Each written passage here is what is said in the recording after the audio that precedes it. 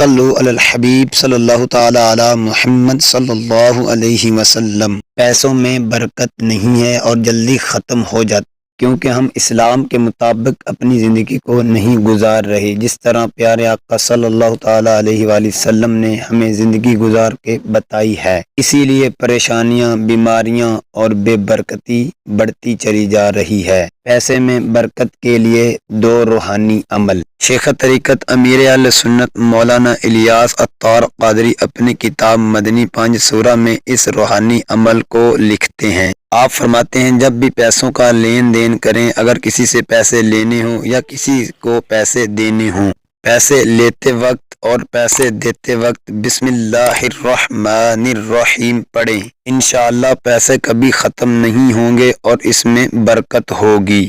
اس کے علاوہ آپ جو بھی کام کریں جو جائز ہو، اس کی ابتدا میں بسم اللہ الرحمن الرحیم ضرور پڑھا کریں، اس سے شیطان دفع ہو جاتا ہے اور اس کام میں برکت ہوتی ہے۔ نمبر 2، آپ نے کسی کو چیز دینی ہے یا کسی سے کوئی بھی چیز لینی ہے تو سیدھے ہاتھ کا استعمال کریں۔ لینے اور دینے میں سیدھے ہاتھ کا استعمال کرنا یہ پیارے آقا صلی اللہ تعالی علیہ وآلہ وسلم کی سنت مبارکہ ہے، اور الٹے ہاتھ سے لینا دینا شیطان کا طریقہ ہے۔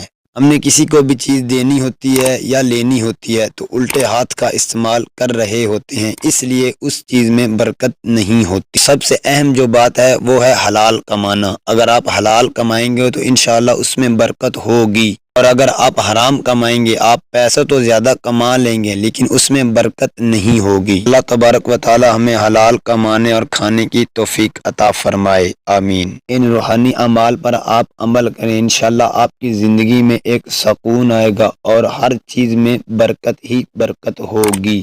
نماز روزوں کی پابندی کرتے رہیے، مدنی چینل دیکھتے رہیے۔ صلو علی الحبیب صلی اللہ تعالی علی محمد صلی اللہ علیہ وسلم۔